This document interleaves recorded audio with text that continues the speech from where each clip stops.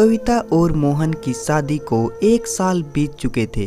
दोनों अपनी जिंदगी में बहुत खुश थे, मानो कि दोनों को स्वर्ग मिल गया है। अपनी जान से भी ज्यादा प्यार करते थे दोनों पति पत्नी। कविता बहुत सुंदर थी, उसे कोई देखता तो देखता ही रह जाता, क्योंकि कविता की उम्र 19 साल थी और मोहन का उम्र 21 साल था। मोहन भी अच्छा था, कविता को बहुत प्यार करता था। मोहन का खुद का बिजनेस था। मोहन अपने कारोबार में व्यस्त रहता था और कविता सारा दिन अकेली रहती थी। दोनों को सारा दिन मिलने का समय ही नहीं मिलता था।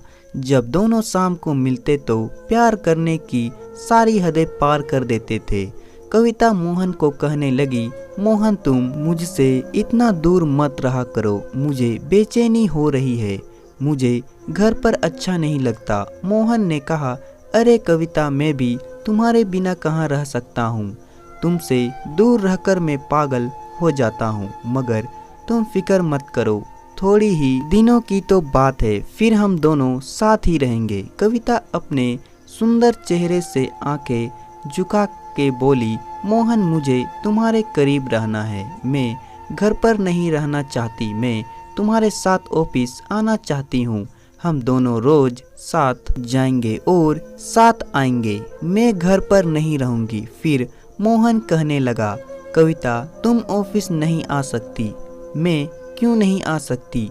क्योंकि तुम सुंदर हो, इसलिए लोग तुम पर नजर डालेंगे, वह मुझे अच्छा नहीं लगेगा। मोहन ने कविता को लाख समझाने पर भी कविता नहीं मानी और अगले दिन कविता ऑफिस के लिए तैयार हो गई। कविता और मोहन कार में बैठे, दोनों पति पत्नी रास्ते में प्यार की बातें करने लगे और थोड़ी ही देर में ऑफिस का ठिकाना आ गया। जब कविता ऑफिस के अंदर आई तो ऑफिस के सारे लोग देखते ही रह गए, क्योंकि कविता बहुत सुंदर थी और उसके आज सफेद रंग का ड्रेस पहना था और सब लोग कहने लगे, क्या खूबसूरत लड़की है। मोहन को अच्छा नहीं लग रहा था।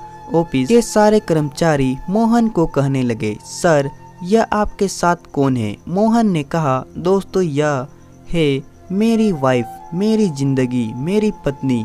अब से रोज कविता ऑफिस आएगी मेरे साथ। सब लोग खुश हो गए। फिर सब लोग अपने अपने काम पर लग गए, मगर तब भी सारे लड़के कविता को ही देख रहे थे। फिर धीरे धीरे वो लड़के कविता के पास आने लगे और कहने लगे, गुड मॉर्निंग कविता जी।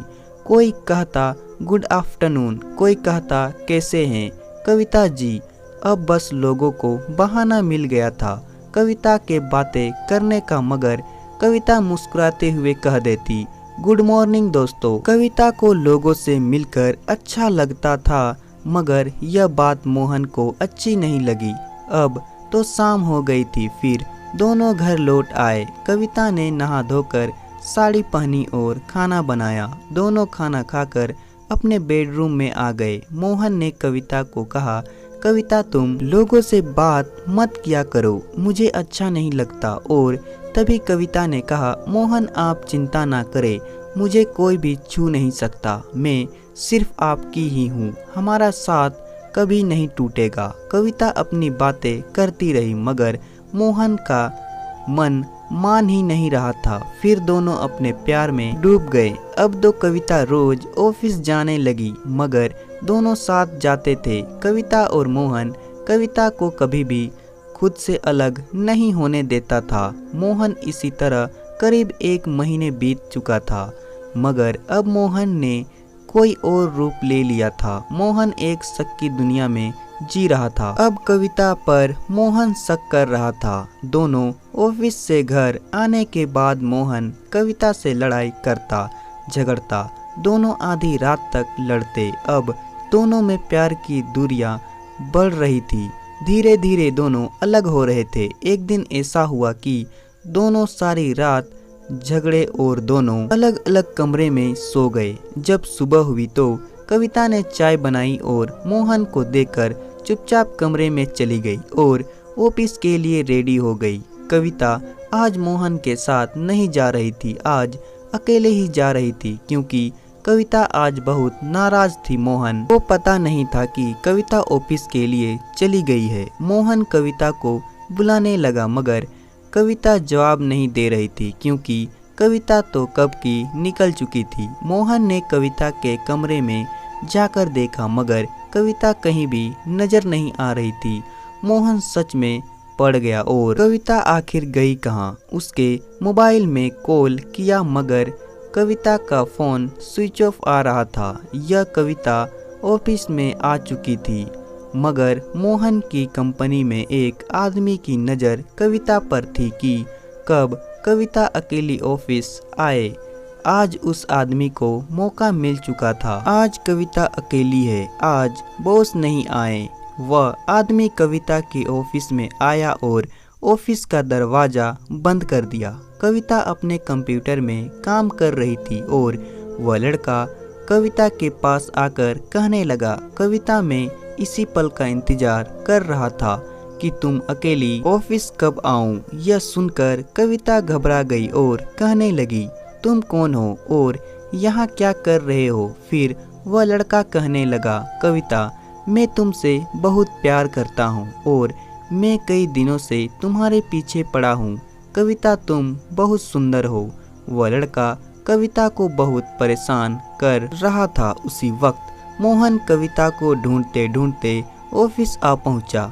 मोहन शक की दुनिया में जी रहा था, अब क्या होगा, क्योंकि कविता और वह बदतमीज लड़का दोनों ही ऑफिस में थे। मोहन सीधा अपनी ऑफिस की तरफ जाने लगा। जब दरवाजे के नज़दीक आया तो उसके होश उड़ गए क्योंकि इस वक्त वह लड़का कविता को कह रहा था कि कविता तुम बहुत खूबसूरत हो और मैं तुमसे बहुत प्यार करता हूँ और आज मैं तुम्हें पाकर ही रहूँगा। कविता उस आदमी से घबरा गई थी इसलिए कुछ बोल नहीं पा रही थी। मोहन यह सब सुनकर बहुत गुस्सा हो गया।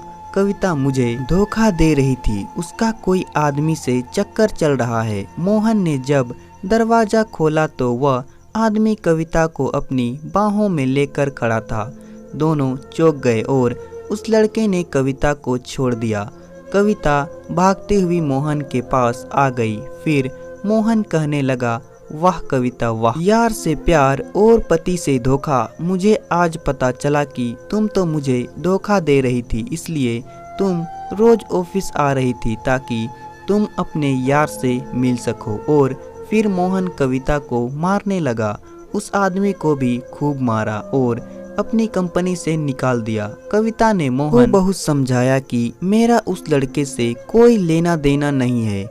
वह जबरदस्ती मेरी ऑफिस में घुस आया, मुझे पता भी नहीं था और वह लड़का तो मेरे साथ बदतमीजी कर रहा था और आप मुझ पर शक कर रहे हैं। मैं सिर्फ आपसे ही प्यार करती हूँ। मगर मोहन ने कविता की एक भी नहीं सुनी और मोहन घर वापस आ गया।